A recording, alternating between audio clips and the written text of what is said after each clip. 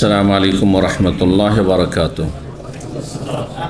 إن الحمد لله نحمده ونستعينه ونستغفره ونعوذ بالله من شرور أنفسنا ومن سيئات أعمالنا.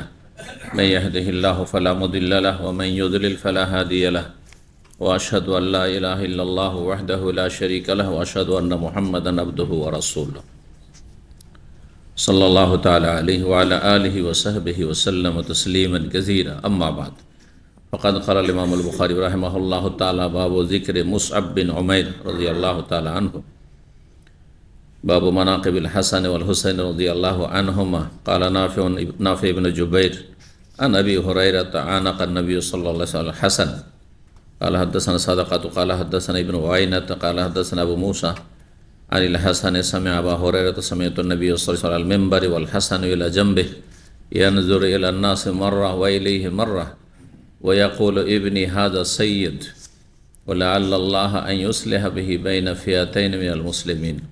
সম্মানিত ভাতৃমণ্ডলী, আল্লাহ রাব্বুল আলামিনের প্রশংসা এবং প্রিয় নবী সাল্লাল্লাহু আলাইহি ওয়াসাল্লামের উপর সালাত ও সালামের পর আজ জুমাবার 26শে জমাতুস-সানি 1446 হিজরি মোতাবেক 27 ডিসেম্বর 2024 আমাদের ধারাবাহিক আলোচনা সহিহুল বুখারীর ফাযাইলুস সাহাবা, সাহাবায়ে কেরামদের মর্যাদা ফজিলত সম্পর্কীয় হাদিস, পর্ব নম্বর 11। কয়েকজন সাহাবায়ে কেরাম রাদিয়াল্লাহু তাআলা আনহুমের আজকে ফজিলত সম্পর্কীয় হাদিসগুলি আমাদের সামনে আসবে ইনশাআল্লাহ তাআলা। সেগুলি যা সহিহ বুখারীতে রয়েছে আপনাদের সামনে ব্যাখ্যা বিশ্লেষণ করার চেষ্টা করব। আল্লাহ রাব্বুল আলামিন আমাদেরকে তার দ্বারা উপকৃত করেন এবং আমাদেরকে রাসূলুল্লাহ সাল্লাল্লাহু আলাইহি ওয়াসাল্লামের পরে সাহাবায়ে কেরামদের অনুসরণের তৌফিক দান করেন। বলছেন ইমাম বুখারী রাহিমাহুল্লাহ, বাবু যিকরে মুসআব বিন উমাইর রাদিয়াল্লাহু তাআলা। এই অধ্যায় হচ্ছে মুসআব বিন উমাইর রাদিয়াল্লাহু তাআলা আনহুর আলোচনা সম্পর্কে, তার আলোচনা সম্পর্কে মানে তার ফাজাইল ফজিলতের আলোচনা, তার মর্যাদার আলোচনা সম্পর্কে। অধ্যায়টি তো আছে কিন্তু এখানে কোনো হাদিস নেই। সহিহ বুখারীর বিভিন্ন যে নুসখা পাণ্ডুলিপিগুলি তাতে কিছুটা পার্থক্য রয়েছে, মানে যারা পরবর্তীকালে লিখেছেন কিছু পার্থক্য থেকে গেছে।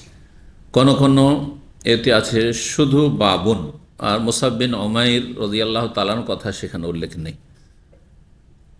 তো এমনটা আছে। মুসআব বিন উমাইর রাদিয়াল্লাহু তাআলা আনহু সম্পর্কে এখানে ইমাম বুখারী রাহিমাহুল্লাহ কোনো হাদিস নিয়ে আসেননি। যদি অধ্যায়টি তিনি লিখে থাকেন, যেমন বেশ কিছু অধ্যায়ে তিনি লিখেছেন কিন্তু হাদিস নিয়ে আসেননি, এর ব্যাখ্যা করা হয়েছে।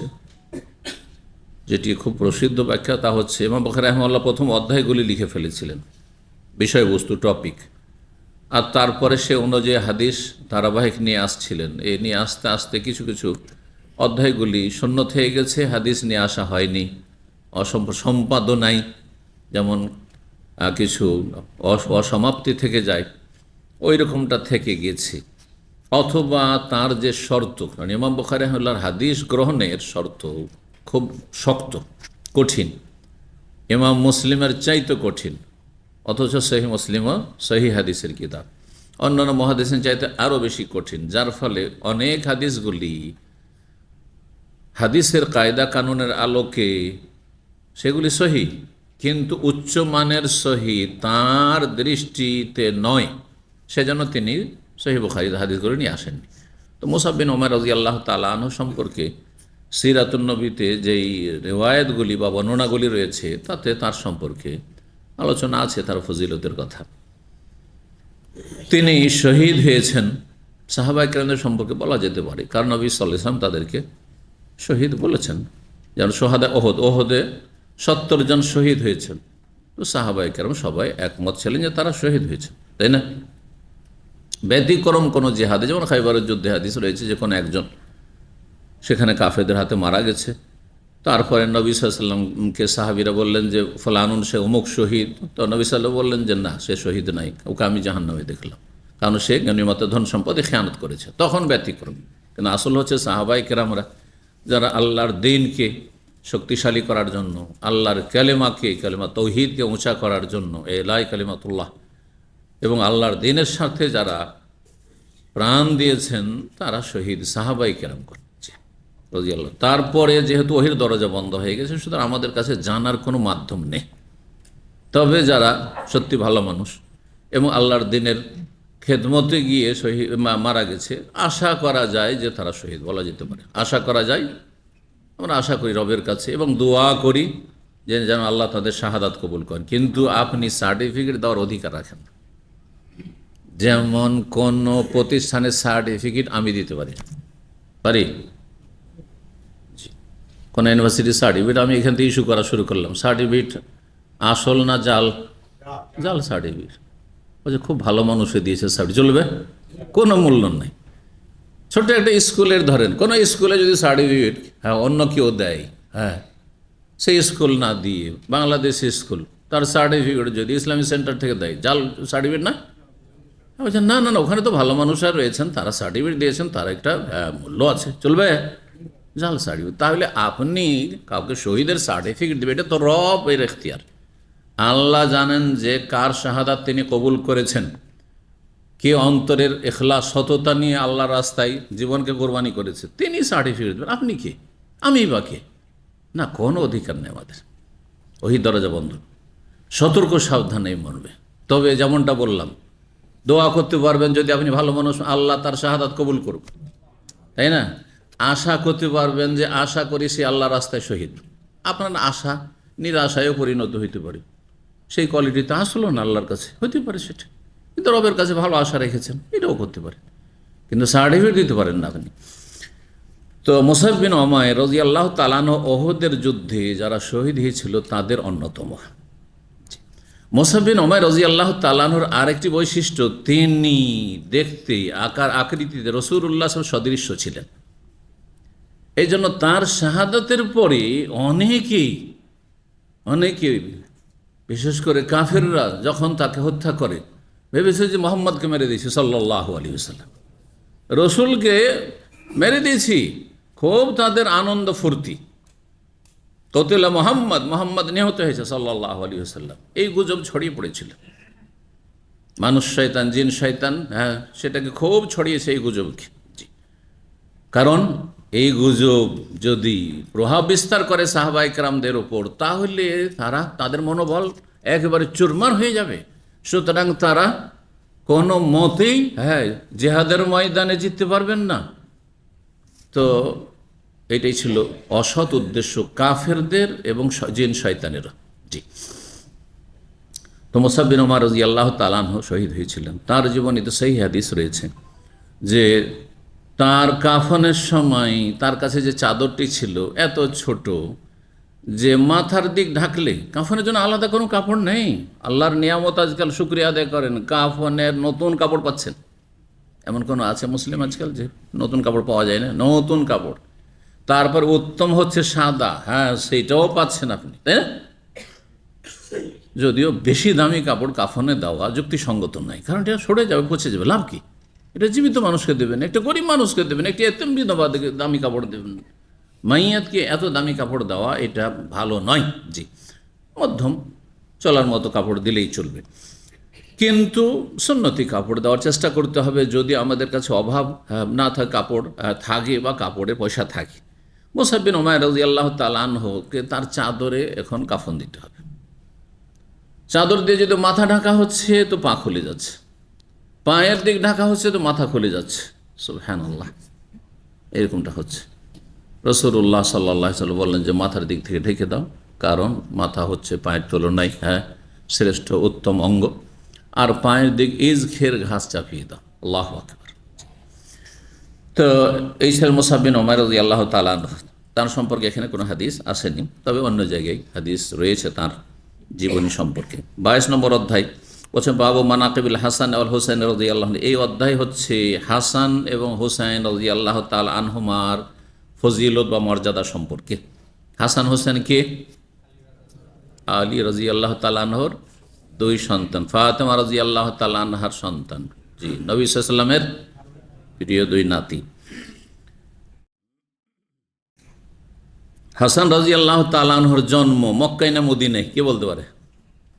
দেখি আপনাদের কতটা নবী সাল্লাল্লাহু আলাইহি ওয়াসাল্লামের পরিবার সম্পর্কে জানা আছে।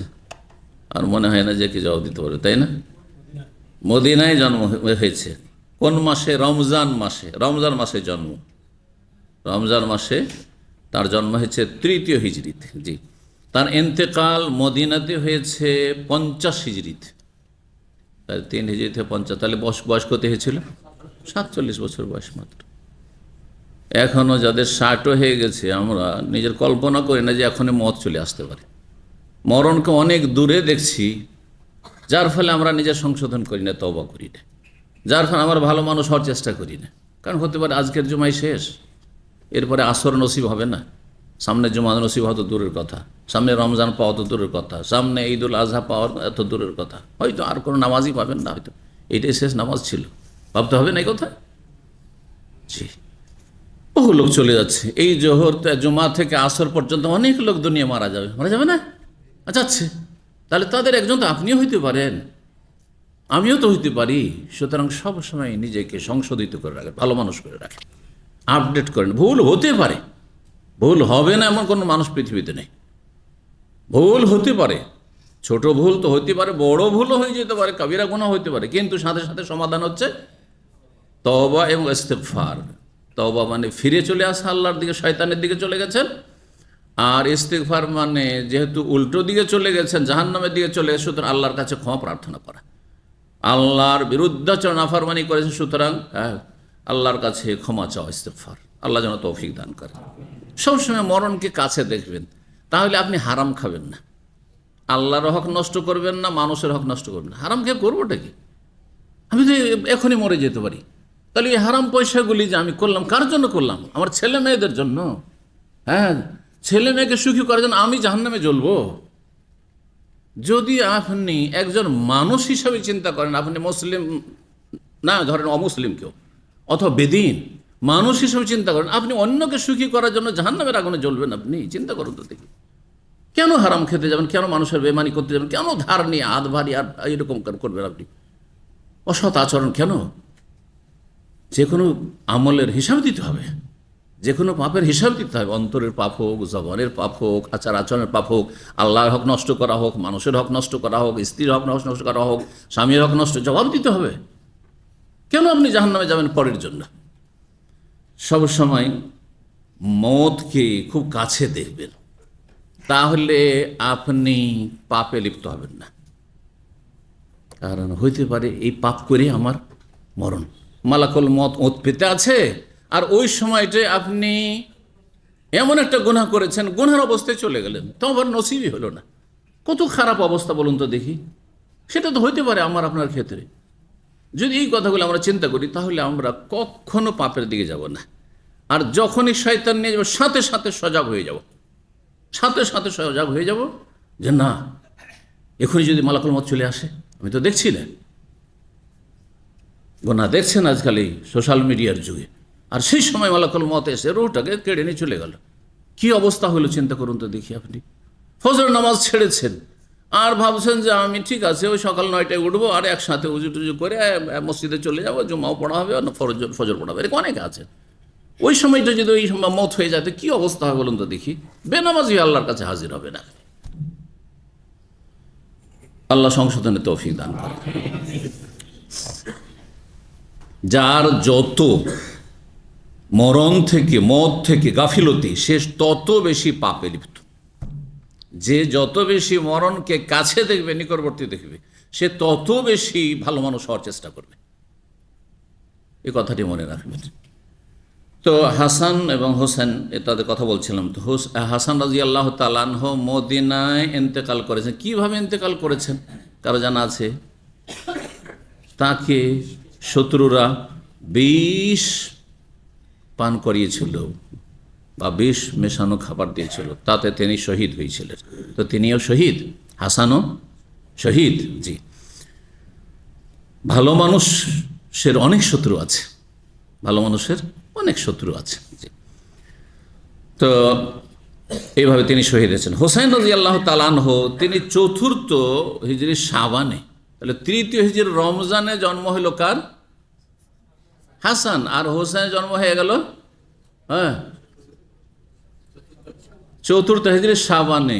তাহলে দুইজনের বয়সের ব্যবধান কয় মাস? কতদিন? রমজান থেকে নিয়ে শাবান 11 মাস শেষ হয়েছে, ধরেন না 12 মাসে ধরেন, হ্যাঁ 11 মাস 12 মাস ব্যাস। এক বছরের একদিকে হাসান আর একদিকে রমজান মাসে জন্ম হচ্ছে হাসানের, আর শাবান মাসে গিয়ে জন্ম হচ্ছে হোসেনের। 1 বছর, আজকাল 3 বছর 4 বছর 5 বছর। তারপরে বলছে না না না না, এত ঘন ঘন বাচ্চা নেওয়া যাবে না। হ্যাঁ আমার শরীর, স্ত্রীর শরীরটা ভালো নয়, মহিলা বলছে আমার শরীরটা ভালো নয়, ওই 5 বছর 10 বছর 15 বছর পর পর নেবে, সুতরাং দুটোর বেশি আর কি করে নেবে। আর সেই জন্য বিভিন্ন রোগে আক্রান্ত, এত বেশি বাধা দেওয়ার জন্য বিভিন্ন রোগে আক্রান্ত। এরা সুস্থ নয়, যারা যত কম বাচ্চা নিচ্ছে তারা তত বেশি অসুস্থ। পরিসংখ্যান বের করে দেবেন, যাদের যত বেশি স্বাভাবিক আপনার বাচ্চা যারা নিচ্ছে যেসব মহিলারা, তারা তত বেশি সুস্থ। এটা আমি পরিসংখ্যান যেসব পরিবারকে চিনি, যেসব আত্মীয় স্বজনকে চিনি, আর তাদের বাচ্চা স্বাভাবিক আছে, 5টা কমপক্ষে আছে, 4টা 5টা আছে বা তার বেশি আছে, তারা বেশি সুস্থ। তাদের নেই প্রেসার, তাদের নেই আপনার সুগার, তাদের নেই কোলেস্টেরল, তাদের নেই আর এইরকম ধরনের আজকালকার যে সুখীদের রোগ, ওইসব রোগ নাই। জি,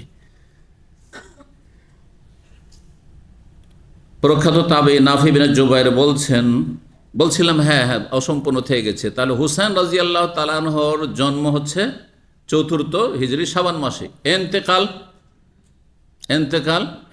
61 হিজরিতে। কোথায়? কারবালার ময়দানে। কারবালার ময়দান কোথায়? ইরাকে। জি, তিনিও শহীদ, জালেমদের হাতে তিনি শহীদ, জালেমদের হাতে তিনি শহীদ। গাদ্দার বিশ্বাসঘাতক যারা ইরাকি শিয়া, তারা ডেকেছিল, জি আপনি আসেন, এই জালেম শাসককে চাই না, আপনাকে চাই খলিফা হিসাবে। ডাকার পরে রাতের অন্ধকারে একবার গিরগিটের মতো তারা পাল্টে গেছে, চেহারা পাল্টে গিয়েছে, চেনে না আর হুসাইন রাদিয়াল্লাহু তাআলা আনহুকে। তারপরে তাকে যেহেতু তারা খুন করেছে, এখন চোর তার চুরি অপরাধকে ঢাকার জন্য, লোকানোর জন্য, তখন কি করবে? মায়া কান্না করবে। তাই তারা আজ পর্যন্ত মাতম করতে আছে, শোক করতে আছে, আর কান্না করতে আছে, হাই হোসেন হাই হোসেন করতে আছে। এরাই হচ্ছে খড়ি। এই ইরাকের এইসব যারা শিয়া মানে কি? শিয়া মানে ভক্ত, শিয়া মানে আলীর ভক্ত তারা দাবি করত, হাসানের ভক্ত, হুসেনের ভক্ত। এরাই খুন করেছে। আর এই জন্য নিজের অপরাধ ঢাকার জন্য আর অন্যের ওপর চাপানোর জন্য এরাই মাতম করেছে। আজকাল একটি কাফেরদের এক শ্রেণীর যারা কাফের, ইসলামের শত্রু, তাদের ষড়যন্ত্র, নিজেরা অপরাধগুলি করে, নিজেরা বম ব্লাস্টিং করে, আর চাপিয়ে দেখাদের ওপর মুসলিম যুবকদের ওপর চাপিয়ে দেয়। সারা বিশ্বে এসব খবর প্রায় দিনে শুনতে আছেন এরকম। জি, আল্লাহ এদের সর্বনাশ করুক। অসৎ লোকদের, যারা নিজেরা অপরাধ করে অন্যের ওপর চাপাবার চেষ্টা করে, তাদেরকে আল্লাহ নির্মূল করুক। জি, তো প্রখ্যাত তাবি নাফি বিন জুবাইর, আবু হুরায়রা রাদিয়াল্লাহু তাআলার বিশিষ্ট ছাত্র, তিনি বর্ণনা করে বলছেন যে আনাকান নবী আল হাসান, আবু হুরায়রা রাদিয়াল্লাহু সাহাবী, তিনি বলছেন নবী সাল্লাল্লাহু আলাইহি ওয়াসাল্লাম হাসানের সাথে মুআনাকা মানে কোলাকুলি করেছেন। হাসান রাদিয়াল্লাহু তাআলার সাথে মুআনাকা করেছেন। হাসান রাদিয়াল্লাহু, নবী সাল্লাল্লাহু আলাইহি ওয়াসাল্লাম যদি শেষ জীবনও মুআনাকা করে থাকেন, তা হাসানের বয়স তখন কত? 3য় হিজরিতে হলে 7-8 বছর। তো এই ছিল হাসান রাদিয়াল্লাহু তাআলা। মুআনাকা তাহলে কোলাকুলি ইসলামে আছে, বিশেষ করে যাদের সাথে দীর্ঘ সময় পরে দেখা হচ্ছে, যখন তখন নয়, আবার দীর্ঘ সময় পরে দেখা হচ্ছে, সফর থেকে এসেছে অথবা আপনি সফর থেকে এসেছেন, ওই সময়গুলিতে। যখন দেখা হলো মুআনাকা, ঈদের দিনে মুআনাকা, তো এগুলি মানুষের বানানো, আসলে বানানো। একদল এগুলোকে বিদাতি বলছেন, আর একদল বলছেন এগুলো ধর্ম মনে না করে, সুন্নত না মনে করে, যদি এটা আমাদের দেশের ট্রেডিশন ওরফ বলে যদি করে, যেমন আরবরাও কিন্তু ঈদের দিনে কি করে, মনে করে, ঈদের ময়দানে করেন না, কিন্তু ঈদের দিন মাগরিব এশা তারপরে 2-3 দিন চলতেই থাকে না। কারণ আমাদের দেশে যেটা করে সেটা হচ্ছে ঈদের ময়দানে একসাথে গেলেন দল বেঁধে নামাজ পড়তে, আর ঈদ পড়ার পরে যেমনই সালাম ফেরাবার খুতবা শেষ হয়েছে তেমনই একবারে শুরু করে দেন মুআনাকা। এটা আমাদের দেশে সালাফি ওলামারা বেদাত বলছেন। কিন্তু আরব কিছু ওলামারা বলছেন যেহেতু এই দেশেই প্রচলন আছে, যদি সুন্নত মনে করে তাহলে বিদাত, কারণ নবী সাল্লাল্লাহু আলাইহি ওয়াসাল্লাম এটি সুন্নত নয় যে ঈদ পড়ার পরে ঈদের দিন জোহর আসর মাগরিব এশা দেখতে হবে, মসজিদে কে আসছে আর তারপরে তাদের সাথে মোয়ানাকা শুরু করতে হবে, যেমন ঈদের ময়দানেও নয়। সুতরাং সেটি বিদাত। উপমহাদেশ ভারত বাংলাদেশ পাকিস্তানের আহলে হাদিস ওলামাদের কাছে সেটি বিদাত। কিন্তু আরবদের কিছু ওলামা বিদাত বলছেন, কিছু ওলামা বলছেন যে এটা বিদাত এই জন্য নয় যে এটাকে এবাদত নেকি মনে করে করবে না, এটাকে আদাত মনে করে করবে, ট্রেডিশন। হ্যাঁ, এটা অভ্যাস, এটা ওই দেশের ওরফ। কিছু প্রচলন আছে যেগুলো ইসলামের সাথে সাংঘর্ষিক যদি না হয় আর সেগুলি এবাদত না মনে করেন, প্রথা, তাহলে প্রথা দুই রকম। এর আগে বলেছি আমি একটি আলোচনায়, প্রথা দুই রকম। এই জন্য আমাদের দেশে কুপ্রথা বলা হয়। যখন কু বললেন তার মানে সু আছে, তাই না, মানে ভালো প্রথা আছে। ঠিক ওই কথাটি মনে রাখবেন। যদি কোন কোন প্রথাগুলি কুপ্রথা, যেগুলি ইসলামের সাথে সাংঘর্ষিক। যদি আপনি এটাকে ইবাদত মনে করে করেন, সওয়াবের আশাই করেন, তাহলে, কিন্তু এটা খুশি আমোদ ফুর্তি, চলো একটু জড়িয়ে ধরলাম, কোলাগুলি করলাম, তো হইতে পারে, যেমন কিছু আরো ওলামারা বলছেন। তারপরে এগুলো থেকে বেঁচে থাকা ভালো, এড়িয়ে থাকা ভালো। যার ফলে আমি ঈদের দিনগুলিতে আমি মসজিদে নামাজটা পড়ার পরে সালাম ফির তাড়াতাড়ি করে চলে আসি, যাতে কেউ মোয়ানাকা করার সময় সুযোগই না হয়। হ্যাঁ, খুব বাঁচার চেষ্টা করি, কারণ সামনে পেয়ে গেলে ও চলে আসলে তখন তো মুশকিল। হ্যাঁ, ও ট্রেডিশন মনে করে করছে। আর তারপর যখন 2-3 দিন হয়ে গেছে তখন তখন তার মোয়ানাকা করবে না, কারণ হ্যাঁ ঈদ বাসি হয়ে গেছে, ঈদ তখন বাসি হয়ে গেছে। আর তখন সালাম মোসাফাতি হয়ে গেল। জি, 3746 নম্বর হাদিস বর্ণনা করছেন হাসান বসরি রাহিমাহুল্লাহ। সামি আবু বকর, তিনি সাহাবী আবু বকর রাদিয়াল্লাহু তাআলা আনহু থেকে শুনেছেন, তিনি বলছেন সামিয়াতুন নবী সাল মেম্বারে নবী সাল্লাল্লাহু আলাইহি সাল্লাম খুতবায় ভাষণে ছিলেন। আর সেই সময় হাসান রাদিয়াল্লাহু তাআলা আনহু ইলা জামবিহি, নবী সাল্লাল্লাহু আলাইহি সাল্লামের পাশেই খুতবা দিচ্ছেন, ওই সময় পাশে দাঁড়িয়ে রয়েছেন ছোট বাচ্চা। এবং নবী সাল্লাল্লাহু আলাইহি সাল্লাম বললেন সেই সময়, ইয়ানজুরু ইলান নাসি মাররা, বক্তব্য করেছেন, একবার জনগণের দিকে তাকাচ্ছেন, ওয়া ইলাইহিম মাররা, আর একবার পাশে হাসান আছে ওর দিকে তাকিয়ে দেখছেন। আর তিনি বললেন এই কথা, ইবনি হাজা সাইয়্যিদুন, আমার এই সন্তান নেতা হবে, সরদার হবে। জি, আমার এই সন্তান কি নেতা? নেতা মানে কি দুনিয়ার নেতা না, দিনের নেতৃত্ব। জি, ওয়াজআলনা লিল মুত্তাকিন ইমামা, ইমাম। জি, ইমাম হবে, মানুষের আদর্শ হবে। জি, মানুষ তার অনুসরণ করবে, তিনি যেই পথের পথিক, তিনি হক পথে থাকবেন এবং তার দ্বারা বড় সমস্যার সমাধান হবে। জি, সৈয়দ যেমন বড়, যদি সৎ নেতৃত্ব থাকে তো অনেক সংস্কারমূলক কাজ হয়, যে কোনো প্রতিষ্ঠানে হোক অথবা দেশে হোক সমাজে হোক। যদি ভালো মানুষ নেতৃত্ব দেয় তাহলে সেই দেশের মানুষের অবস্থাও ভালো হয়, জাতির অবস্থা ভালো হয়। তো নবী ইবনি বললেন কাকে? কাকে ইবনি বললেন? নাতিকে। তাহলে ছেলের ঘরের নাতি হোক আর মেয়ের ঘরের নাতি হোক, নাতি হোক আর পোতা হোক, আর নাতিন হোক আর পতিন হোক, হ্যাঁ, মেয়ের ঘরের হোক আর ছেলের ঘরের ছেলে মেয়ে, এরা কি তাহলে সন্তান, ছেলে মেয়ে। তাহলে সন্তানদের সাথে কি নোংরামি রসিকতা করা যায়? করা যায়। কিন্তু বাঙালি সমাজে একটি নোংরামি আছে আজকাল। আলহামদুলিল্লাহ দিনের জ্ঞান হতে কিছু কমে এসছে, কিন্তু সুবহানাল্লাহ, নামাজি পরিবার নানা রসিকতা করছে কার সাথে? নাতিন। হ্যাঁ, নাতিনের সাথে, সে নাবালিকা হোক সাবালিকা হোক। হ্যাঁ, এই বিয়ে করবি তুই আমাকে? আউযুবিল্লাহ, এসব কথা আমরা শুনেছি ছোটকালে, জানতাম না এগুলো জিনিস, কারণ আমরা তখন তো দিন শিখিনি, ছাত্র প্রাথমিক পর্যায়ে লেখাপড়া করি, কিন্তু এইসব নোংরামিগুলো শুনতাম সমাজে। কখনো আবার হই নানি দাদি, হ্যাঁ, কে গ্রামের কোনো বুড়ি মহিলা এসে বলছে যে তোমার নাতি তো সাবালক হয়েছে, এই পোলা বিয়ে করবি, তুই বিয়ে করবি, তুমি বিয়ে করবে? আউযুবিল্লাহ। এই অপরাধটি কেমন, যেমন কেউ যদি বলে, মাকে বলে বা মা বলে ছেলেকে যে তুই বিয়ে করবি, মা তুমি বিয়ে করবে আমাকে, যেমন অপরাধ কাবিরা গুনাহ তেমনই কাবিরা গুনাহ, এটি কোনো পার্থক্য নেই। কারণ মায়ের হুকুম আর দাদির হুকুমে, নানির হুকুমে কোনো পার্থক্য নেই। ঠিক ওই রকমই নিচের দিকে, হ্যাঁ, নিজের মেয়ে হ্যাঁ, অথবা ছেলে আর নিজের ছেলে মেয়েতে বিধানের দিক থেকে কোনো পার্থক্য নেই। কোরআনের ভাষায় সূরা সাথে আল্লাহ রাব্বুল মুহাররামাত, যাদের সাথে স্থায়ীভাবে বিয়ে হারাম, তাদের কথা বর্ণনা করে হুররিমাত আলাইকুম উম্মাহাতুকুম, তোমাদের মায়েদেরকে হারাম করা হয়েছে। মা মানে কি? শুধু মা?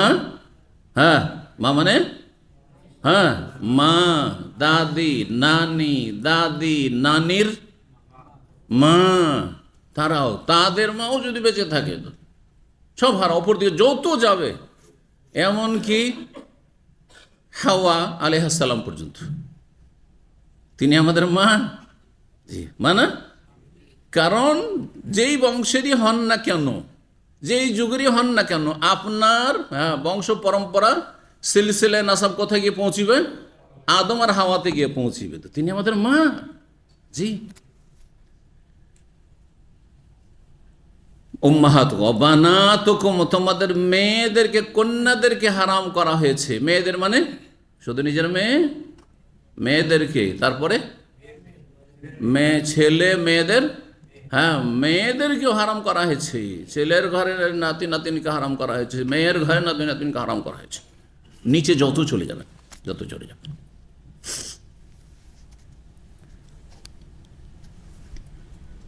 সুতরাং সমাজের সংস্কারের প্রয়োজন আছে। সমাজে জেহালাত, অজ্ঞতা রয়েছে। আপনারা সমাজে যাচ্ছেন, দেখছেন যে এইরকম ইসলাম বিরোধী কথাবার্তা হচ্ছে, এইসব নোংরামি কথাবার্তা হচ্ছে সমাজে, সতর্ক সাবধান করবেন।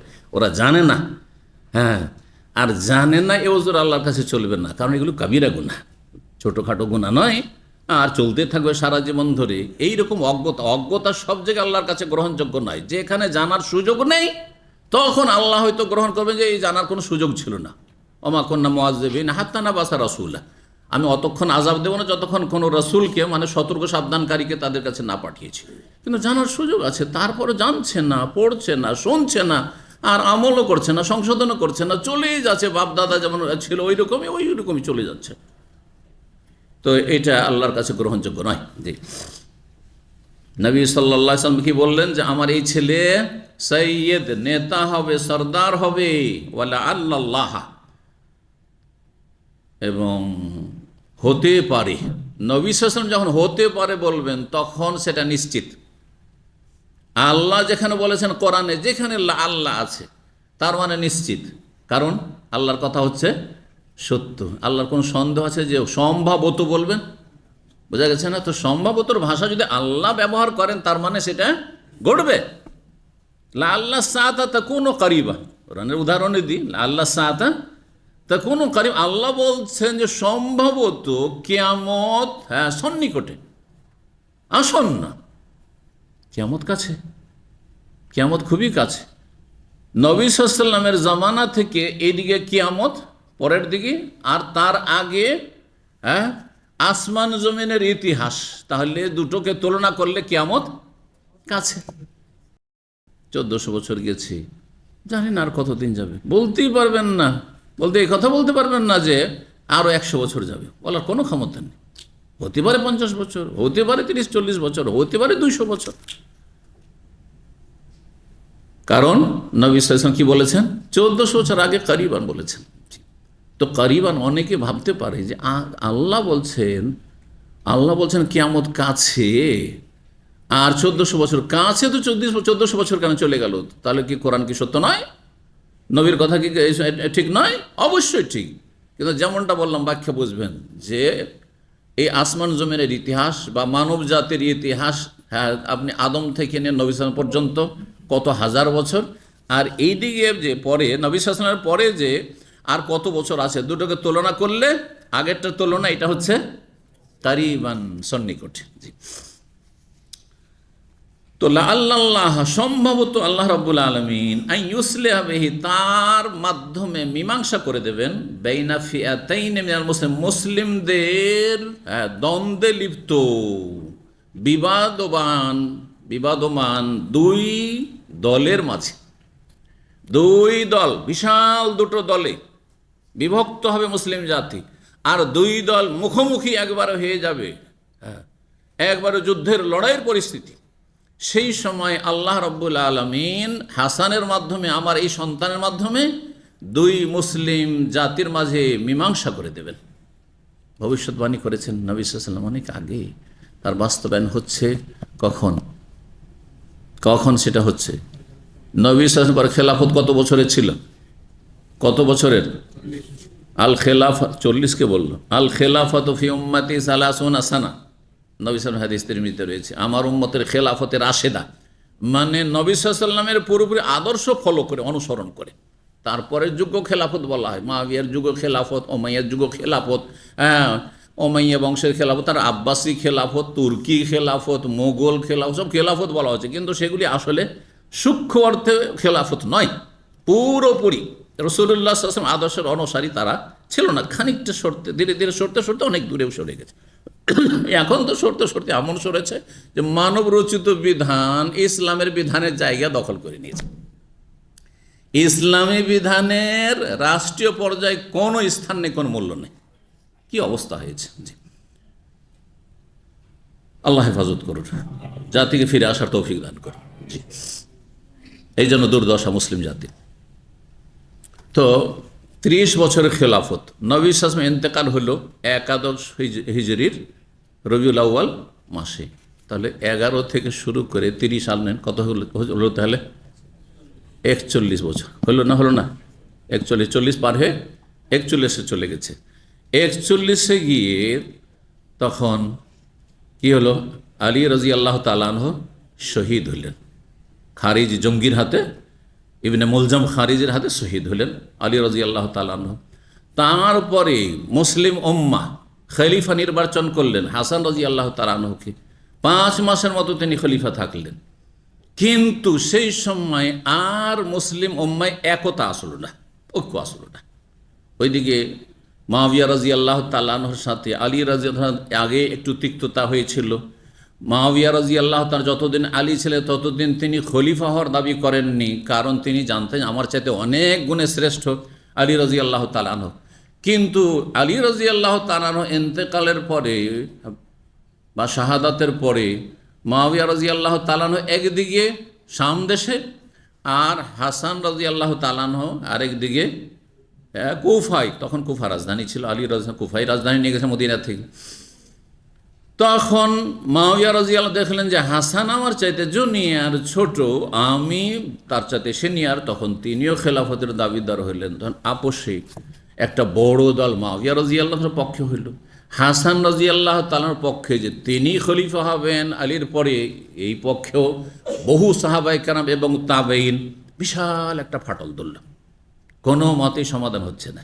হাসান রাদিয়াল্লাহু তাআলা দেখলেন এই সময় যদি আমি খলিফা হয়ে থেকে যাই তাহলে লক্ষ লক্ষ মানুষের রক্তপাত হইতে পারে দুই পক্ষ থেকে, আমি এটা চাই না। অনেকে তার বংশের এবং অনেক সাথী সঙ্গীগণ, ভক্তগণ, তারা তার উপর চাপ সৃষ্টি করছিলেন যে আপনি খেলাফত কেন ছাড়বেন? আপনি ন্যায্য খলিফা, আপনি বড় খলিফা, আপনি কেন ছাড়বেন? আপনাকে আমরা খলিফা নির্বাচন করেছি। বরং তিনি আপনজনদের কাছে তিরস্কারের পাত্র হয়েছেন, যখন ছেড়ে ভর্ৎসনার পাত্র হয়েছেন, যখন তিনি খেলাফত ছেড়ে দেন নিজের থেকে। তানাজল বুঝেন তো আজকাল, কফিলের কেফালতের ভাষায় আজকাল তানাজল বুঝছেন। তানাজল মানে কি? সারেন্ডার করা, আমারটা কাউকে দিয়ে দাও। তানাজল মানে কফিল বলছে যে তুমি আমার লোক ছিল আর আরেকজনকে দিয়ে দিলাম। তো তিনি খেলাফত থেকে তানাজল করলেন, এই শব্দটি আসছে সিরাতের কিতাবে বা ইতিহাসের কিতাবে, বললেন আমি আর খলিফা থাকবো না। মুআবিয়া রাদিয়াল্লাহু বললেন যে তুমি যখন খেলাফতের দাবিদার, ঠিক আছে, আর তোমার পক্ষে অনেক লোক আছে, আমি আমার এই খেলাফত তোমাকে দিয়ে দিলাম, যা। সুবহানাল্লাহ। মুসলিম সমাজে কি হয়ে গেল? পুরো মুসলিম বিশ্বে, হেজাজ, মক্কা, মদিনা, নাজদ, আরব দেশ, আর ইয়েমেন, আর ইরাক, আর শাম দেশ, আর সেই যুগের শাম মানে আজকাল 4টি দেশ, বিশাল এই মুসলিম বিশ্ব। তাতে একটি ঐক্য হইল যে সবাই এক বাক্যে তখন মানতে বাধ্য হলেন কাকে? মুআবিয়া রাদিয়াল্লাহু তাআলা আনহুকে খলিফা হিসাবে। সেই বছরটিকে আমুল জামাআ বলা হয়, জামাতের বছর, ঐক্যের বছর। কারণ মাঝখানে কিছুদিন ফাটল থাকলো। ওসমান রাদিয়াল্লাহু তাআলা শাহাদাতের পরে মুআবিয়া রাদিয়াল্লাহু তাআলা আনহু বায়াত করেননি যে আমার নিকটাত্মীয় ওসমানের খনিগুলি আপনার সাথে ডানে বামে ঘোরাঘুরি করছে, আপনার পেছনে আছে তাদেরকে ধরেন এবং তাদেরকে পানিশমেন্ট করেন কেসাসের বাস্তবে, তখন আমি বায়াত করব। আলী রাদিয়াল্লাহু তাআলা তখন বলছিলেন, তার কথা বেশি যুক্তিসঙ্গত ছিল, যে আমি এদেরকে কি করে এত লোককে, যাদের কথা যারা সেখানে বিদ্রোহী ছিল, তাদের সঙ্গে একটা বড় গোষ্ঠী ছিল, সবাইকে ধরে যদি আমি এদেরকে পানিশমেন্ট করি তাহলে যে কোনো সময় আলীর গোটা বংশকে শেষ করে দেবে এবং আরও বেশি রক্তপাত হবে। তাহলে আমি কি করে করব? তাহলে শান্তি প্রতিষ্ঠা হতে দাও, তারপরে তুমি আমাকে শক্তিশালী করো, সাপোর্ট করো, তুমি বায়াত করো, যেটা শরীয়তের বিধান হচ্ছে যে খলিফা নিযুক্ত হলে তার বায়াত করতে হবে, ঐক্যমত পোষণ করো, আর তারপরে আমরা সবাই মিলে আসল খনিকে তলাশ করি। মানে কয়েকশো লোক বা কয়েক হাজার লোককে তার হত্যা করা যাবে না। যারা ওসমান রাদিয়াল্লাহু তো বাড়িতে ঢুকেছে আর তারপরে থেকে কোরআন তেলাওয়াতের অবস্থায় এই বিদ্রোহী খারেজি জঙ্গিগুলো শহীদ করেছে, তাদেরকে তখন ধরবো আর তারপরে তাদের ওপর কেসাসের বাস্তবায়ন করব।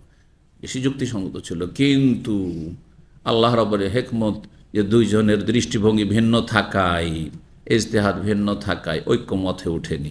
কিন্তু হাসান রাদিয়াল্লাহু আনহু যখন খেলাফত ছেড়ে দিলেন, আমি খলিফা থাকবো না, এসব ঝামেলা চাই না। দেখেন, ভালো মানুষরা সবসময় ওর নেতৃত্ব এড়িয়ে থাকে, কারণ তাদের দুনিয়ার স্বার্থ নেই। কারণ আমি এমপি হইলেই বাকি, আমি তো হারাম খাবো না, আমি মন্ত্রী হইলেই বাকি, আমি তো হারাম খাবো না, তো অতিরিক্ত আমাকে শ্রম দিতে হবে।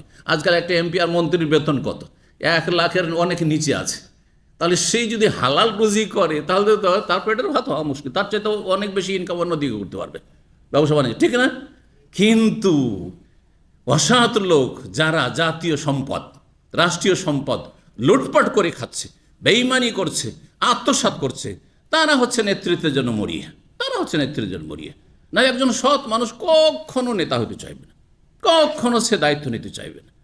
এই দায়িত্ব নিয়ে লাভটা কি? আমি আমার স্ত্রী, আমার ছেলে মেয়ে, আমার পরিবার, এদেরকে ভালো মানুষ করব, এদেরকে আমি সামলাতে পারছি না, হিমশিম খাচ্ছি, আর এদেরকে বাদ দিয়ে আমি গোটা দেশ নিয়ে ব্যস্ত, এত কোটি মানুষ নিয়ে ব্যস্ত থাকবো, আমার সময় নেই। কারণ আমি 1 পয়সা যেহেতু হারাম খাবো না। বুঝতে পারছেন কোথায়? কিন্তু আজকাল পাবেন কোথায়? হ্যাঁ, হাসান চরিত্রের মানুষ হইতে হবে, তাহলে নেতৃত্বের কোনো লোভ থাকবে না।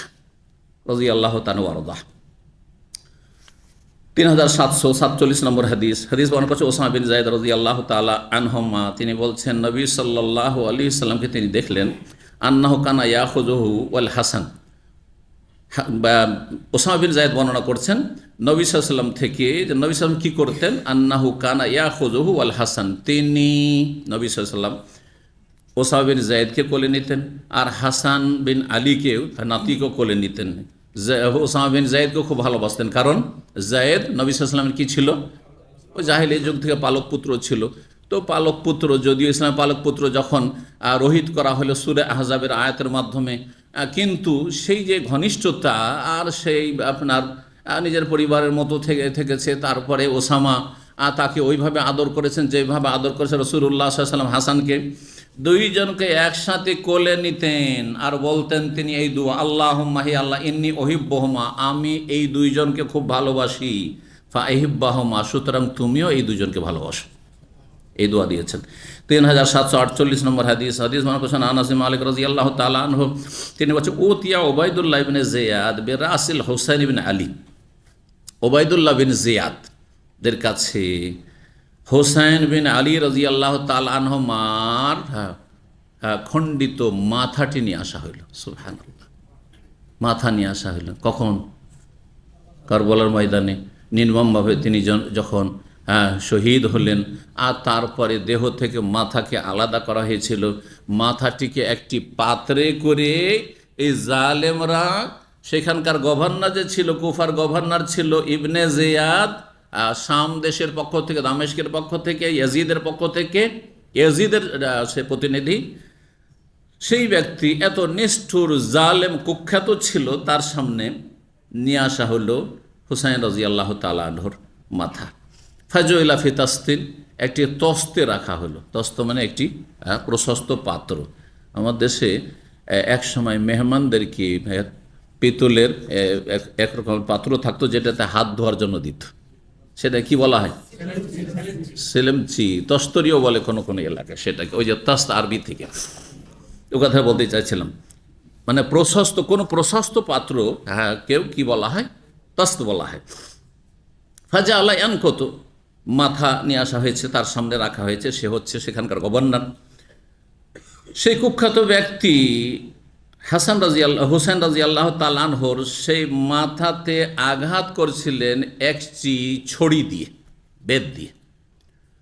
ওয়াকালা ফি হুসনিহি শাইআন, আর সেই সময় তার সৌন্দর্যের কিছু সমালোচনা করছিলেন, সৌন্দর্য সম্পর্কে বিরূপ মন্তব্য করছিলেন।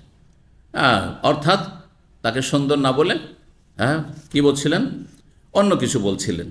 আনাস রাদিয়াল্লাহু তাআলা বর্ণনা করে বলছেন, কানা আশবাহু বিরাসূলিল্লাহ সাল্লাল্লাহু আলাইহি ওয়াসাল্লাম, অথচ তিনি এই হুসাইন রাদিয়াল্লাহু তাআলা রাসূলুল্লাহ সাল্লাল্লাহু আলাইহি ওয়াসাল্লামের সদৃশ্য ছিল দেখতে।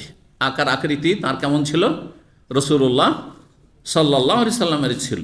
জি, স্বাভাবিক, নাতিদের নানার সাথে, দাদার সাথে, কারোর সাথে মিল থাকবে, চেহারায় থাক, শরীরে থাক, মিল থাকবে। তো রাসূলুল্লাহ সাল্লাল্লাহু আলাইহি ওয়াসাল্লামের মতে দেখতে ছিল রাসূলুল্লাহ সাল্লাল্লাহু আলাইহি ওয়াসাল্লাম কত সুন্দর মানুষ, তাহলে তার সাথে যখন সদৃশ্য ছিলেন হুসাইন রাদিয়াল্লাহু তাআলা, অবশ্যই তিনিও সুন্দর ছিলেন, কিন্তু তার উপর বিরূপ মন্তব্য করছিল এই কুখ্যাত ব্যক্তি। ওয়াকানা মাখজুবান বিল ওয়াসমাতে, সেই সময় হোসেন রাদিয়াল্লাহু তাআলা আনহুর যে মাথা মোবারক নিয়ে আসা হইল কেটে, তখন তিনি কি ছিলেন, খেজাব ব্যবহার করেছিলেন। বিল ওয়াসমা, ব্রাউন রঙের, বাদামি রঙের। ওয়াসমা এমন একটি ঘাসকে বলা হয়, যেই ঘাস দিয়ে, যে উদ্ভিদ দিয়ে যদি দাড়ি বা চুল রঙানো হয় তাহলে কালো এবং লালের সংমিশ্রণ হবে, যেটাকে বলা হয় ব্রাউন রং বা বাদামি রং, বাংলায় বাদামি রং আর ব্রাউন রং। জি, আজকাল বাংলার চাইতে অনেকে ইংরেজি বেশি বুঝে, তাই না? বলছেন নাবাতুন, এমন উদ্ভিদ ছিল ইয়ামিলু ইলা সাওয়াদ, সেটা দিয়ে চুল রঙালে সেটা একটু কালোর দিকে চলে যেত, কিন্তু কালো, গাঢ় কালো হইতো না, কালো এবং লালের মাঝামাঝি থাকতো। জি, যেটা শরীয়ত সম্মত। আর একটি রং হচ্ছে শুধু মেহেদি, যেটাতে লাল হবে, বা মেহেদির যে রং রয়েছে হালকা লাল, সেই রং হবে। দুটোই সুন্নাত। আবু বকর সিদ্দিক রাদিয়াল্লাহু তাআলা আনহু এবং ওমর রাদিয়াল্লাহু তাআলা আনহু সম্পর্কে সহিহ বুখারীতে রয়েছে যে আবু বকর সিদ্দিক রাদিয়াল্লাহু তাআলা আনহু শুধু মেহেদি ব্যবহার করতেন, যেটাতে লাল হইতো, আর ওমর রাদিয়াল্লাহু তাআলা আনহু কি ব্যবহার করতেন? দুটো সংমিশ্রণে, মানে হেন্না, মেহেদি আর কাতাম, আর একটি উদ্ভিদ, আর একটি ঘাস, এই দুটোর সংমিশ্রণ তিনি লাগাইতেন, যেটাতে ব্রাউন হইতো।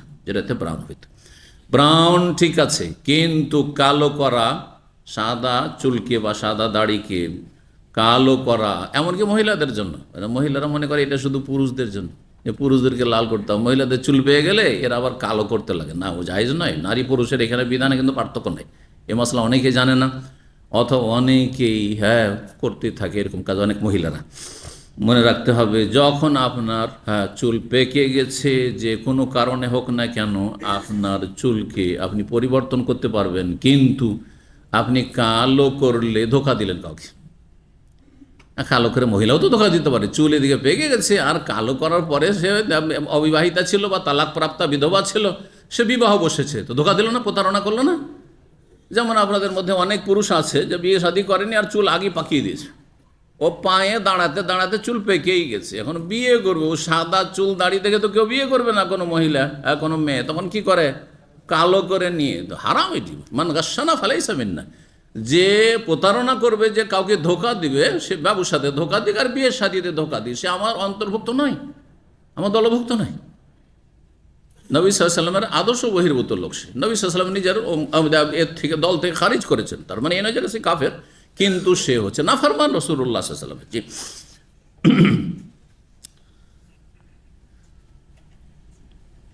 এই ইবনে জিয়াদ, সে নিঃসন্দেহে অপরাধী, সরাসরি অপরাধী সে, যেহেতু সে কুফার, সেই সময় গভর্নর ছিল যখন নির্মমভাবে শহীদ করা হয় কাকে? হোসেন রাদিয়াল্লাহু তাআলা আনহুকে। আর তারপরে তার এই মাথাকে পাঠায় সে ইয়াজিদের কাছে। অনেকে ইয়াজিদের পক্ষ থেকে সাফাই গায়, তাদেরকে কিছু কথা বলবো তাদের উদ্দেশ্যে, আর অনেকে ইয়াজিদকে কাফের বলে, তাদের উদ্দেশ্য আমার কথা, ইসলাম মধ্যম পন্থা। ইয়াজিদ কাফের বলা সীমা লঙ্ঘন, বাড়াবাড়ি, আর ইয়াজিদকে একেবারে ভালো মানুষ করে দেওয়া, আর সে একেবারে কোনো অপরাধ করেনি, হ্যাঁ, এই রকম কোনো বক্তব্য রাখা এটাও কিন্তু জায়েজ নয়, এটা অন্যায়। সঠিক কথা হচ্ছে ইয়াজিদ সরাসরি জড়িত না থাকলেও একটি প্রশ্নের উত্তর তারা দিতে পারবে যারা ইয়াজিদের পক্ষ থেকে সাফাই গায়। বিভিন্ন ভাষাভাষী এমন কিছু আছে যারা ইয়াজিদ ভক্ত। জি, আল্লাহ তাদের হেদায়েত দান করুন। যেমন বেদাতি সুফিরা সবাই সীমা লঙ্ঘন করে ইয়াজিদকে কাফের বলে, ফাসেককে গুনাহগারকে কাফের বলে। এটি হচ্ছে সীমা লঙ্ঘন, বাড়াবাড়ি। সেটিও যেমন হারাম, তেমন আপনি একজন অপরাধীকে আপনি তাকে একবার নির্দোষী সাব্যস্ত করে দিলেন যে না সে তো জড়িত ছিল না, ইয়াজিদ ওটা তো ইবনে জিয়াদ করেছে। এর উত্তর শুনেন ভালো করে। ইবনে জিয়াদ যে অপরাধ করলো আর এইভাবে নির্মমভাবে তাকে হত্যা করলো, ইবনে জিয়াদ তার গভর্নর, তার অপসারণ করেছিল, তাকে বরখাস্ত করেছিল, তাকে শাস্তি দিয়েছিল যে এই অপরাধ কেন করলে, পানিশমেন্ট করেছিল। যদি শাস্তি দিত, কেশাস নিত, তাহলে বলতাম যে ইয়াজিদ ভালো মানুষ। বোঝা গেছে? সুতরাং ইয়াজিদের ক্ষেত্রে মধ্যম পন্থা অবলম্বন করবেন। জি, ইয়াজিদকে এক শ্রেণীর লোকেরা ইয়াজিদপন্থী তারা সাহাবি পর্যন্ত বলে দেয়, সাহাবি বিন সাহাবি। পাকিস্তানে এরকম কিছু চরমপন্থী আছে, জি, উর্দু ভাষী। যার ফলে সতর্ক করছি, কারণ অনেকে তাদের সাথে হয়তো মিশবেন। এরা নিজেদেরকে ওই বংশের যেহেতু তারা, সেই জন্য তারা নিজের বংশের সাফাই গাই থেকে এসব কথাবার্তা তারা আবিষ্কার করেছে। এগুলিও গুমরাহি দুই দিকে রয়েছে। আমি সবসময় বলি যে মধ্যম পন্থা হচ্ছে আপনার রাজপথের মতো। দাম্মাম থেকে রিয়াদ যাচ্ছেন, মক্কা যাচ্ছেন, আপনার একটা রাজপথ, সড়ক আছে, তাই না? পাকা গাড়ি চালান, আপনি আরামসে সহি সালামত পৌঁছে যাবেন। ডান দিকেও গর্ত, বাম দিকেও গর্ত, ডান দিকে নামালেও বিপদ, অ্যাক্সিডেন্ট, বাম দিকে নামালেও বিপদ, অ্যাক্সিডেন্ট। ঠিক তেমনই ইয়াজিদকে কাফের বললেও বিপদ, আর ইয়াজিদকে একেবারে ফেরেশতা সাহাবীদের মতো চরিত্রবান বললেও বিপদ। দুটোই গুমরাহি, যেমন দুই দিকে প্রান্তিকতা রয়েছে আর গর্ত রয়েছে। আল্লাহ হেদায়েত দান করুন। সূরা ফাতিহাতে মধ্যম পন্থা আল্লাহ শিখিয়েছেন। আন আমতা আলাইহিম পুরস্কৃত, এরা মধ্যমপন্থী, আর মাগজুব আলাইহিম চরমপন্থী, দল্লিন হচ্ছে শিথিলপন্থী। বোঝা গেছে না? ইহুদি খ্রিস্টান দুই দিকে, আর মাঝখানে হচ্ছে উম্মতে মুসলিমা। ওই রকম মুসলিম সমাজের যারা বেদাতপন্থী, যত বেদাতে লিপ্ত, এরা একদিকের গর্তে আছে, আর মুসলিম সমাজের চোর ডাকাত সামাজিক বিভিন্ন রকমের যে অপরাধী যারা অপরাধে যুক্ত, তারা হচ্ছে আর এক গর্তে। আর দুই দলই জাহান্নামে যাবে। যেমন দুই দিকে গাড়ি নামলে অ্যাক্সিডেন্ট হবে, আশা করি বুঝতে পারছেন। মুসলিম সমাজের বেনামাজি, বেরোজাদার, ফরজ ওয়াজিব ত্যাগকারী, হারাম নাজায়েজে লিপ্ত, হারাম খায়, সুদখোর, ঘুষখোর, বেঈমান আর আত্মসাৎকারী, এরা যেমন জাহান্নামের রাস্তায়, ঠিক তেমনি মুসলিম সমাজে যারা শিরক বিদআত করে, বড় ধার্মিক কিন্তু ধার্মিক, ভ্রান্ত ধর্মের ধার্মিক, তারা শিরক বিদআত মিশ্রিত ইসলাম পালন করে, তারাও জাহান্নামের পথে রয়েছে। আশা করি বুঝতে পারছেন। 3749 নম্বর হাদিস বর্ণনা করছেন বারা বিন আযিব রাদিয়াল্লাহু তাআলা। তিনি বলেন, রাআইতুন নবী সাল্লাল্লাহু আলাইহি, আমি নবী সাল্লাল্লাহু আলাইহি ওয়াসাল্লামকে দেখেছি, ওয়াল হাসান ইবনে আলী আলা আতিকিহি, হাসান বিন আলী রাদিয়াল্লাহু তাআলা আনহুকে তিনি কাঁধে নিয়ে, নাতিকে কাঁধে নিয়ে, নাতিকে রাসূলুল্লাহ সাল্লাল্লাহু আলাইহি ওয়াসাল্লাম নাতিকে কাঁধে নিয়ে আছেন। তার নবী সাল্লাল্লাহু আলাইহি ওয়াসাল্লাম এত বড় ব্যক্তিত্ব, মানব জাতির মধ্যে সবচেয়ে বড় ব্যক্তিত্ব রাসূলুল্লাহ সাইয়্যিদুল মুরসালিন, তিনি যদি নাতিনদেরকে কাঁধে নিয়ে থাকেন, তাহলে আপনি আমি কেন নেব না? নবীর তরিকায় শুধু নামাজ রোজা সব কিছু সার্বিক জীবনে, না, আমি এত বড় মানুষ হয়ে গেছি, এত ব্যস্ত, এইসব করার সময় নাই। এগুলো কাজের মেয়েদের কাজ। ধরাও কাজের মেয়েকে, কাজের ছেলেকে ধরো না, কাজের মেয়ে, কাজের ছেলে দিয়ে যারা ছেলে মেয়ে মানুষ করছে, তাদের ছেলে মেয়েরা, তাদের লাইফ ভবিষ্যৎটা একবার অন্ধকার, ভবিষ্যৎ অন্ধকার। নিজের ভাষা না শিখে, নিজের সংস্কৃত সভ্যতা না শিখে এই কচি কাচারা কাফেরদের সভ্যতা শিখছে। কারণ ওই সব আপনার কাজের মেয়েগুলো, কাজের ছেলেগুলো সব হচ্ছে ধরেন বিজাতি, তাদের কাছ থেকে ওই সব শিখছে। বড় দুঃখের বিষয়। আল্লাহ যেন হেফাজত করেন। এই জন্য সব সময় নিজের কাজ নিজে করার চেষ্টা করবেন। কাজের মেয়ের যেন প্রয়োজনই না হয়, যথাসাধ্য চেষ্টা করবেন। বাড়িতে কাজের মেয়ে রাখবো না, বহুমুখী ফিতনা রয়েছে। কাজের ছেলে রাখবো না, বহুমুখী ফিতনা রয়েছে। আল্লাহ হেফাজত করুন। নবী সাল্লাল্লাহু আলাইহি সাল্লাম কাঁধে নিয়েছিলেন আর দোয়া করছিলেন, আল্লাহুম্মা, হে আল্লাহ, ইন্নী উহিব্বুহু, আমি হাসানকে খুব ভালোবাসি, ফাআহিব্বাহু, তুমিও হাসানকে ভালোবাসো। 3750 নম্বর হাদিস। হাদিস বর্ণনা করেছে উকবা বিন হারিস, বলছেন, রাআইতু আবু বকরিন রাদিয়াল্লাহু আনহু, আমি দেখলাম আবু বকর সিদ্দিক রাদিয়াল্লাহু তাআলা আনহুকে, ওয়া হামাল আল হাসান ওয়া হুয়া ইয়াকুল, সেই সময় তিনি হাসান রাদিয়াল্লাহু তাআলা আনহুকে কাঁধে নিয়েছিলেন। কে? আবু বকর সিদ্দিক কাঁধে নিয়েছেন কাকে? হাসানকে। ইয়াকুলু, আর বলছিলেন তিনি সেই সময় মন্তব্য করে, বে আবি শাবিহুন বিন নবী লাইসা শাবিহুন বে আলী। নবী সাল্লাল্লাহু আলাইহি ওয়াসাল্লামের সামনে বলছেন যে আমার বাবা, আমার আব্বা কুরবান হোক, শাবিহুন বিন নবী, এই হাসান নবী সাল্লাল্লাহু আলাইহি ওয়াসাল্লামের মতো, হ্যাঁ, দেখতে, রূপ চেহারা, হাসান নবী সাল্লাল্লাহু আলাইহি ওয়াসাল্লামের সদৃশ্য, লাইসা শাবিহুন বে আলী, আলী রাদিয়াল্লাহু তাআলা সদৃশ্য নয়, বাপের মতো নয়। কার মতো হয়েছে? নানার মতো হয়েছে। আলী রাদিয়াল্লাহু তাআলা ওখানে মজুদ ছিলেন। এই কথা শুনে আলী হাসছেন যে বাবার মতো হয়নি, এটা কার মতো হয়েছে? নানার মতো হয়েছে দেখতে, হাসছেন আলী রাদিয়াল্লাহু তাআলা। তাহলে আলী রাদিয়াল্লাহু তাআলা আবু বকরের সাথে কত সুসম্পর্ক ছিল। আলীর ছেলেকে কাঁধে নিচ্ছেন কে? আবু বকর। নিচ্ছেন না? আর তারপরে রসিকতা করছে যে বাবার মতো হয়নি, নানার মতো হয়েছে, তোমার সাথে মিল নেই ছেলের। হ্যাঁ হ্যাঁ, আর তিনিও হাসছেন। তাহলে কত একটা ভালোবাসা সম্প্রীতি ছিল তাদের মাঝে। কিন্তু শিয়ারা এমন করে এই ইতিহাসকে কালো করেছে, বিকৃত করেছে, যে যেন আবু বকর, ওমর, ওসমানের সাথে আলীর কি ছিল? ক্ষমতার দ্বন্দ্ব ছিল। যেমন আজকাল ক্ষমতার দ্বন্দ্ব থাকে অপোজিশন পার্টির সাথে, বিরোধী দলের সাথে। হ্যাঁ, নাউজুবিল্লাহ, নাউজুবিল্লাহ, এদের অনিষ্ট থেকে আল্লাহ রক্ষা করুন। 3751 নম্বর হাদিস। হাদিস বর্ণনা করছেন ইবনে ওমর রাদিয়াল্লাহু তাআলা, বলছেন তিনি, কাল আবু বকরিন, আবু বকর সিদ্দিক রাদিয়াল্লাহু তাআলা আনহু তার খেলাফত আমলে বলেছিলেন, উরকুবু মুহাম্মাদান ফি সাল্লাল্লাহু আলাইহি ওয়াসাল্লাম ফি আহলি বাইতিহি, তোমরা মুহাম্মদ সাল্লাল্লাহু আলাইহি ওয়াসাল্লামের আত্মীয়তার খেয়াল রাখিও, লক্ষ্য রাখিও, ফি আহলে বাইতি, তার পরিবার পরিজনের ক্ষেত্রে। নবী সাল্লাল্লাহু আলাইহি ওয়াসাল্লামের মর্যাদাকে লক্ষ্য রাখিও, ফি আহলে বাইতিহি, তার পরিবার পরিজন, আহলে বাইতের ক্ষেত্রে। অর্থাৎ নবী সাল্লাল্লাহু আলাইহি ওয়াসাল্লাম দুনিয়া থেকে চলে গেছেন, আমি খলিফা হয়েছি, তোমাদেরকে ওসিয়ত করছি যে নবী সাল্লাল্লাহু আলাইহি ওয়াসাল্লামের বংশধরের সাথে সদ আচরণ করবে। কিসের খাতিরে? নবী সাল্লাল্লাহু মর্যাদার খাতিরে, নবী সাল্লাল্লাহু আলাইহি ওয়াসাল্লামের মহব্বতের খাতিরে, নবী সাল্লাল্লাহু আলাইহি ওয়াসাল্লামের অনুসরণের খাতিরে। নবী সাল্লাল্লাহু আলাইহি ওয়াসাল্লামের জন্য তাদেরকে ভালোবাসবে, তাদের ভুল ত্রুটি হলেও উপেক্ষা করবে। কার খাতিরে? রাসূলুল্লাহ সাল্লাল্লাহু আলাইহি ওয়াসাল্লামের খাতিরে। 3752 নম্বর হাদিস। হাদিস বর্ণনা করছেন আনাস রাদিয়াল্লাহু তাআলা, বলছেন, লাম ইয়াকুন আহাদুন আশবাহা বিন নবী সাল্লাল্লাহু মিনাল হাসান বিন আলী, নবী সাল্লাল্লাহু আলাইহি ওয়াসাল্লামের সাথে হাসান বিন আলীর চাইতে কোনো সাহাবী, কোনো ব্যক্তি সদৃশ্য বেশি ছিল না। মানে হাসান সবচেয়ে বেশি নবী সাল্লাল্লাহু আলাইহি ওয়াসাল্লামের মতো দেখতে ছিলেন, আকার আকৃতির দিক। তারপরে হুসাইন। দুই রকম হাদিস আছে। কোন হাদিস আছে, যেমন এর আগে হাদিস বলেন যে হুসাইন কার মতো ছিলেন? নবী সাল্লাল্লাহু আলাইহি ওয়াসাল্লামের মতো ছিলেন। আবার হাদিস আসছে যে সবচেয়ে বেশি দেখতে সদৃশ্য ছিলেন নবী সাল্লাল্লাহু আলাইহি ওয়াসাল্লামের হাসান। মুসাব বিন উমাইরও ছিলেন। এর মধ্যে বলা হয়েছে যে হাসান রাদিয়াল্লাহু তাআলা আনহুর শরীরের ওপর ভাগ নবী সাল্লাল্লাহু আলাইহি ওয়াসাল্লামের সাথে খুব বেশি সদৃশ্য ছিল, আর হুসাইন রাদিয়াল্লাহু তাআলা শরীরের নিচের দিক, মানে চেহারার ওপর দিক একটু কম, ওটা তো সদৃশ্য ছিল, কিন্তু নিচের দিকে হাত, পা আর শরীরের বাকি যে অঙ্গগুলি রয়েছে এগুলির বেশি সাদৃশ্যতা ছিল।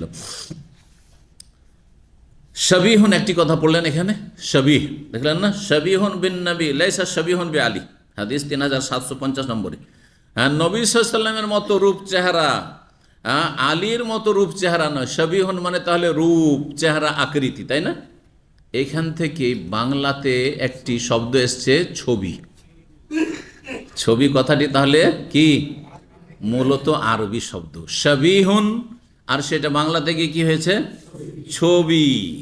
শাবিহুনকে যখন আপনি পড়বেন তখন তানমিনটা গড়িয়ে দিতে হবে, কারণ যখন ওয়াকফ করবেন তো বিধান হচ্ছে তাজউইদের যে শাবিহ বলতে হবে। যখন শাবিহ বলবেন, শাবিহ ওইটা হচ্ছে বাংলাতে একটু গোলাকার বলতে হয়, তাই না? গোল করে, তাহলে কি হয়ে যাবে? ছবি। তাহলে শব্দটি কিন্তু কি? আরবি শব্দ। অবগতির জন্য বললাম। 3753 নম্বর হাদিস বর্ণনা করেছেন আব্দুল্লাহ বিন ওমর রাদিয়াল্লাহু তাআলা আনহুমা থেকে, তার ছাত্র ইবনে আবি নুআইম বলছেন, আব্দুল্লাহ বিন ওমর কাছে আমি শুনেছি, ও সালহানিল মুহরিম, ইরাক থেকে কিছু লোকেরা এসে মাসলা জিজ্ঞাসা করছে। কাকে? আব্দুল্লাহ বিন ওমর রাদিয়াল্লাহু, প্রবীণ সাহাবী, অনেক বয়স পেয়েছিলেন তিনি। তাকে ইমাম শোবা বলছেন আহসেবহু ইয়াকতুলু যুবাব, মাসলা ছিল যে এহরামের অবস্থায়, হজ উমরায় এহরাম বেঁধেছে, ওই অবস্থায় মাছি মারতে পারবে কিনা। জবাব মানে মাছি মারতে পারবে কিনা। কাল আহলুল ইরাক, তখন তিনি বলেছিলেন যে ইরাকবাসী ইয়াসআলুনা আনি যুবাবে, এদের লজ্জা নেই, এরা মাছি মারার ফতুয়া জিজ্ঞাসা করেছে, এহেন অবস্থায় মাছি মারতে পারবো কিনা। ওয়াকাদ কাতালু ইবনা বিনতে রাসূলিল্লাহ সাল্লাল্লাহু, অথচ তারা রাসূলুল্লাহ সাল্লাল্লাহু আলাইহি ওয়াসাল্লামের প্রিয়তমা কন্যা ফাতেমার সন্তানকে খুন করেছে। তখন মাসলা জিজ্ঞাসা করার প্রয়োজন হয়নি যে নবীর নাতিকে মারা যাবে কিনা। হ্যাঁ, আর নবীর নাতিকে মারার অপরাধ কত বড়। হ্যাঁ, তো যারা বিভিন্ন পাপে জড়িয়ে আছে আর ছোটোখাটো মাসলা জিজ্ঞাসা করে, তাদের সম্পর্কে বিশেষ করে এই হাদিস। আর যারা হজ উমরায় যান, আরে ফজর পড়েন না, মেনার ময়দানে গিয়ে দেখেছি ফজরে উঠে না, ফজর পড়েন না। আর এদিকে মাথা থেকে একটা চুল পড়ে গেছে, উজু করছিলাম তখন একটা দাড়ি পড়ে গেছে, তা আমার কি হবে? আমার কি ওমরা হবে, হজ হবে, নষ্ট হয়ে যাবে? আশ্চর্য কথা, মূর্খ, বড় বড় কাবিরা গুনাহে লিপ্ত, আর এদিকে ছোটোখাটো মাসলা জিজ্ঞাসা করছে। জি, তো খুব রাগ করে তিনি তাদের অসন্তুষ্ট হয়ে বলেছিলেন তাদেরকে যে তোমরা যখন নবীর নাতিকে খুন করেছিলে তখন মাসলার প্রয়োজন হয়নি, আর মাছি মারা যাবে কেন এই মাসলা জিজ্ঞাসা করছো। ওয়াকাল নবী সাল্লাল্লাহু, অথচ নবী সাল্লাল্লাহু আলাইহি ওয়াসাল্লাম বলেছেন এই হাসান হোসেন সম্পর্কে, হোমা রাইহানা তায়া মিনাদ দুনিয়া। রাইহানা, আমাদের সে মেয়েদের নাম কি রাখা হয়? রাইহানা এক ধরনের ফুল, সুগন্ধি, এক ধরনের ঘাস বা সুগন্ধিতে কি থাকে, আপনার ঘাস বা গাছে সুগন্ধি থাকে, ফুলে সুগন্ধি থাকে। হোমা, নবী সাল্লাল্লাহু আলাইহি ওয়াসাল্লাম বলছেন যে দুনিয়ার এই দুটো, হাসান হোসেন আমার সুগন্ধির মতো, আমার সুগন্ধির মতো। সুগন্ধিকে মানুষ কি করে?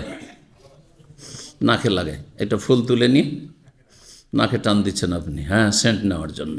ঠিক ওই রকমই নবী সাল্লাল্লাহু আলাইহি ওয়াসাল্লাম এই হাসান হোসেনকে আদর করতেন, চুমো দিতেন, মুখে লাগাতেন, কোলে নিতেন। জি জি 23 নম্বর অধ্যায় বলছেন বাবু মানাকে বেলাল বিন রাবাহ মাওলা আবু বকর রাদিয়াল্লাহু আনহু। এই অধ্যায় হচ্ছে বেলাল বিন রাবাহ, যিনি আবু বকর সিদ্দিক রাদিয়াল্লাহু স্বাধীনকৃত গোলাম ছিলেন। বেলাল এবং মসজিদে নববীর মুয়াজ্জিন রাদিয়াল্লাহু তাআলা আনহু। কোন দেশের মানুষ ছিলেন তিনি? হ্যাঁ, হাবশা, আবেসিনিয়ার লোক ছিলেন। নবী সাল্লাল্লাহু আলাইহি ওয়াসাল্লাম বেলালের মর্যাদা সম্পর্কে এখানে হাদিস আসবে কয়েকটি। নবী সাল্লাল্লাহু আলাইহি ওয়াসাল্লাম একবার বেলালকে বলছেন, সামিআতু দাফফানা আলাইকা বাইনা ইয়াদাইয়া ফিল জান্নাহ, আমি স্বপ্নে জান্নাতে গেলাম আর সেখানে গিয়ে তোমার দুই পায়ের স্যান্ডেলের শব্দ শুনতে পেলাম জান্নাতে আমার সামনে। মানে আমার আগে আগে তুমি জান্নাতে হাঁটছো, দপ দপ করে তোমার স্যান্ডেলের বা জুতোর আওয়াজ হচ্ছে। তার মানে নবীর চাইতে বেশি শ্রেষ্ঠ না, এটা বুঝায় না। তবে জান্নাতে হ্যাঁ তাকে দেখেছেন নবী, সেটা বুঝায়। কেন? সামনে থাকছে, তার মানে সে তাহলে শ্রেষ্ঠ নাকি? সামনে অনেক সময় খাদেমদেরকেও থাকতে হয়, সামনে জুনিয়র ছোটকেও থাকতে হয় রাস্তা দেখানোর জন্য, থাকতে হয় না? ওই রকম। জি 3754 নম্বর হাদিস বর্ণনা করছেন জাবের বিন আব্দুল্লাহ রাদিয়াল্লাহু তাআলা আনহু। তিনি বলেন কানা ওমর ও ইয়াকুল, ওমর রাদিয়াল্লাহু তাআলা বলতেন আবু বকরিন সাইয়্যিদুনা, আবু বকর আমাদের নেতা, সরদার, আমাদের প্রধান। ও আতাকা সাইয়্যিদানা, আর তিনি আবার আমাদের আরেক সরদার, আরেক নেতাকে তিনি দাসমুক্ত করে স্বাধীন করেছেন, আজাদ করেছেন, ইয়ানি বেলালান। কিন্তু দুই নেতা, দুই সাইয়্যিদের পার্থক্য হচ্ছে যে আবু বকর হচ্ছেন হ্যাঁ ওপরের নেতা, ওপরের সরদার, আর তিনি হচ্ছেন সরদার কিন্তু জুনিয়র সরদার। জি, জুনিয়রও কখনো কখনো মান্যবর হয়, সম্মানিত হয়, এ কথা বোঝানো হয়েছে। এক কথা এখানে দেখাতেছে যে আবু বকর যেমন আমাদের কাছে সম্মানীয় ব্যক্তি, ঠিক তেমনি বেলাল হাবাসি, ইসলামে জাতীয়তা নেই। বেলাল একজন দাস ছিল, তাকে স্বাধীন করেছেন আবু বকর সিদ্দিক রাদিয়াল্লাহু তাআলা অনুগ্রহ করে, তার মানে এ নয় যে সে আমাদের চাইতে ছোট। কারণ ইসলামে মানদণ্ড হচ্ছে সম্মানের কি ঈমান এবং তাকওয়া, আল্লাহ ভীরুতা। 3755 নম্বর হাদিস বর্ণনা করেন ইন্না বেলাল ক্বালা বেলাল একবার আবু বকর সিদ্দিক রাদিয়াল্লাহু তাআলা আনহুকে বললেন, ইন কুনতা ইন্নামা ইশতারাইতানি লিনাফসি, আপনি যদি আপনার গরজে আমাকে খরিদ করে থাকেন, ফামসিকনি, তাহলে আমাকে আপনি ধরে রাখেন মদিনায়। ওয়াইন কুনতা ইন্নামা ইশতারাইতানি লিল্লাহ, আর যদি আল্লাহর সন্তুষ্টির জন্য আমাকে খরিদ করে স্বাধীন করে থাকেন, ফাদানি ওয়া আমাল আল্লাহ, আমাকে ছেড়ে দেন আল্লাহর জন্য আমল করতে, মানে জিহাদের ময়দানে যেতে ছেড়ে দেন। ঘটনা কখনকার ছিল? নবী সাল্লাল্লাহু যখন ইন্তেকাল হয়ে গেল, নবী সাল্লাল্লাহুকে এত ভালোবাসতেন বেলাল রাদিয়াল্লাহু তাআলা আনহু, বলছেন নবী থাকবে না মসজিদে নববীতে, দুনিয়া থেকে চলে গেলেন, আর আমি আজান দেব বলবো আশহাদু আন্না মুহাম্মাদুর রাসূলুল্লাহ, আমি পারবো না।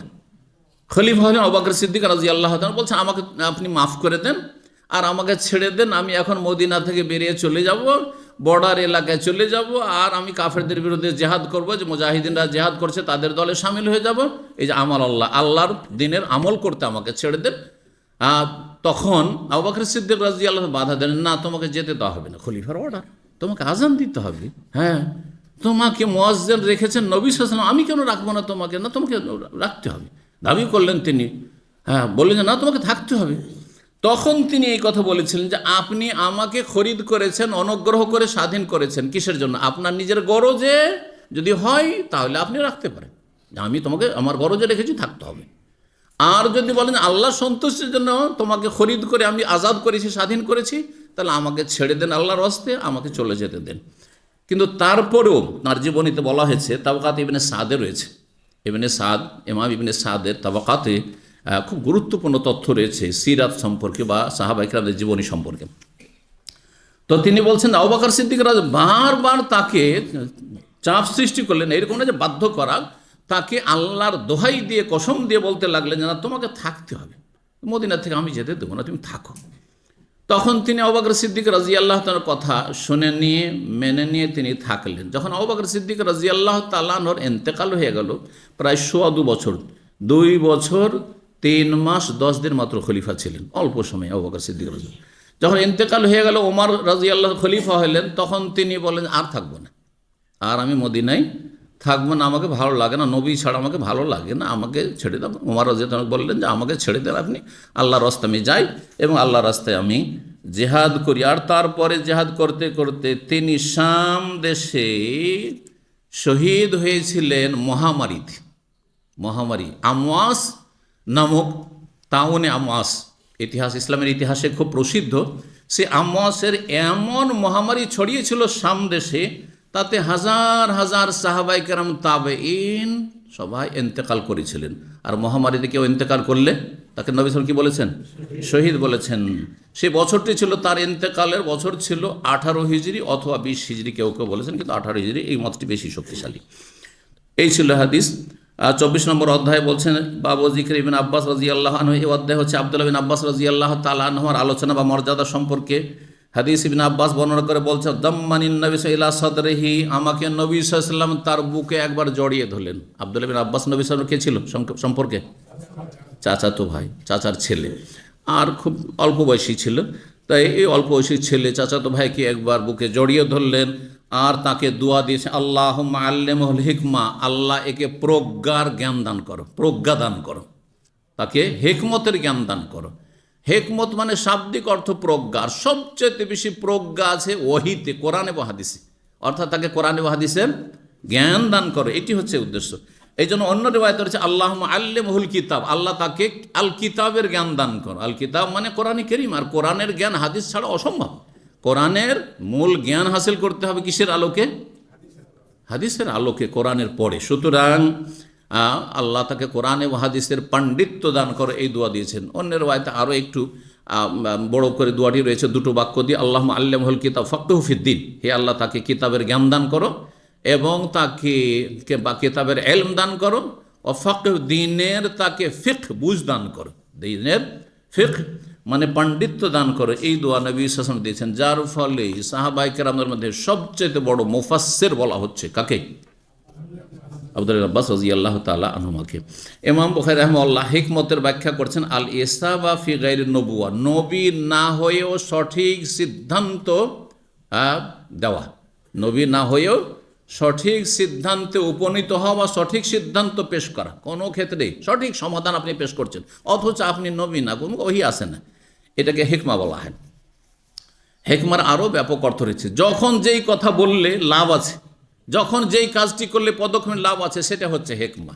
জি, এখানে আজকের আলোচনা শেষ করি। ওয়া জাযাকুমুল্লাহু খাইরান ওয়া সাল্লাল্লাহু আলা নবিয়িনা মুহাম্মদ ওয়া আলা আলিহি ওয়া সাহবিহি আজমাইন।